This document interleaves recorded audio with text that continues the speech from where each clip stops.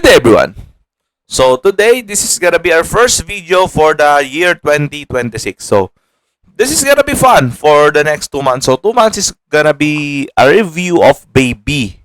So I don't think it's just a topic for this year. This could be also the topic for the whole 2026. This is how huge it is. So later, I will discuss the histories on how Baby was reproduced. So you will have to get back on how did the Lord, what happened though? Ay ginawang malaki, hindi siya baby na nilikha ng Diyos na pinalaki niya. No, no, no, no, no. Alam nyo ba, originally, the heaven was designed for man. Kasi ngayon may portal kasi para sa mga baby. Sa mga baby, sa mga batang below 10, merong sariling portal na ginawa ang Lord. Pero originally, it was not the design of the Lord. Puro man and woman lang talaga. So, yan. This is what is gonna be discussing no for after na ng first quarter to. So, second quarter, April. Maybe I will start from the etymology of the baby. Iba ang process ni Lord from the time of Adam to Noah. From Noah kasi, iba. Iba na yung labanan pagdating sa baby. So from then, the first 2,000 years was pretty static. Siguro sabi lang naman ni Lord, ang naiba lang naman noong dumating yung mga Nephilim. Yung sumanib sila sa tao. Yun lang naman yung naiba. Pero this is gonna be a separate discussion, no? So, the idea na pwedeng pumasok yung devil dun sa process ng paggawa ng baby is already a manifestation of the present day. Meron pa rin man nangyayari ngayon yung mga Nephilim na sumasanib sa tao para magka-baby. Yes, it is still possible until to this day. Kaya nga sabi ni Lord, you have to be very careful, especially into the third trimester. Diyan na pumapasok yung demonyo. Diyan na nagpa-final modification yung demonyo sa kung ano ang magiging final outcome ng baby. Actually, it is early from the 6 month pa lang eh. Buwelo na yung demonyo. Pero sabi sa ni Lord, ang totoong protection ko, ang totoong ng Lord, pagdating pa ng third trimester. So, gusto ni Lord yung etymology ng baby kasi iba ang sistema sa paggawa ng baby from Adam to Noah and then from Noah beyond iba na. And then ito, from Noah to Jesus, it's already a different story. So from Jesus and then basta after noong nag-iba na, ang bilis na ng pacing pagdating sa baby. Sabi ni Lord, every 5 years, nag-iiba na yung labanan.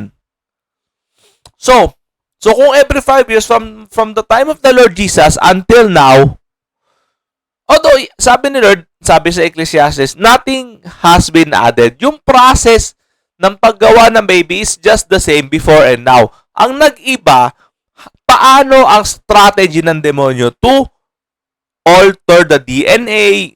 So, dapat alam natin yan. Ang sabi sa akin ni Lord, I have made it perfect. The devil has just dwindled it.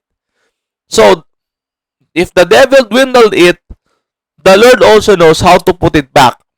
That is why, yung mga battle back, madalas lang naman nananalo yung demonyo kasi hindi kasi alam ng tao na ganito pala yung labanan sa first trimester, sa second trimester, sa third trimester. Kaya nga sinasabi na ni Lord, etong series na to. So, I mean, is any sermon dedicated to this one? Wala eh. Sabi sa Lord.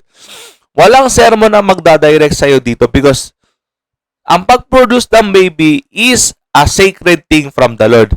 Do you know that abortion is something that the Lord hates so much? Biruin mo, every 5 years, ang daming binabago, ang daming ina-upgrade ng Panginoon sa pag-produce or sa paglikha ng baby. Ang dami sa DNA, sa pag-adapt dito sa Earth. Siyempre, pag panganak, dapat na-adapt nung genes, lahat-lahat, ina-adapt yan. Ganyan ka-meticuloso ang Lord pagdating sa paglikha ng baby. Hindi nyo ba alam, hindi lahat ng mga mag-asawa ay binibigyan ng baby. So, eto na nga, ano sana, bakit yung mga hindi naman mag-asawa, ayun yung nagkaka-baby? Sabi sa nila, well, that's the question na I will go back onto that one. Kasi, that baby could also mean a disciplinary act from the Lord na, you cannot just enjoy your life, no? So, in every action, there is a correspondent reaction. If kung anong tinanim mo, may ibubunga yan. And baby is obviously the greatest gift. So, sa laylaw ng lipunan, ang sabi nga nun, mag-ingat-ingat kayo mayayaman kasi konti lang sila mag-anak. Kasi, una sa lahat, yung mga ways sa mayayaman, wala naman magmamana. It will stuck. And mawawala din yung yaman nila. So, unlike pag maraming baby, maraming sasalo. Maraming magka-catch up ng ways na yan. That is why it is important for us to know not just the history, but also the purpose of a baby. Kasi ang baby, pwede i-alay sa demonyo eh. Ang baby, kinukuha ng demonyo sa second heaven. Kasi walang angel. So, sabi ni Lord, kaya yung mga tao, sex ng sex, pero walang baby. Kasi yung baby mismo, kinukuha ng demonyo. Hindi naman niya pag-pray na, Lord, ito kasi kulang eh. Lord, gusto ko magka-baby. Hindi na din natin, Lord, bigyan mo ko ng pagkaintindi, ano ba ang nangyayari pagka magkaka-baby na ako. What are the things that I must pray before, during, and after birth? Wala nagpe-pray ng ganun. So, eto na nga. Eto na yung video na to. If you are a new parent, so sa mga ikinasal last year, 2024, and siguro may mga nagpakasala ng January, this is a must-watch video for you. So, abangan ko kayo, ha? Abangan ko kayo sa susunod ko upload na to. So, thank you and God bless.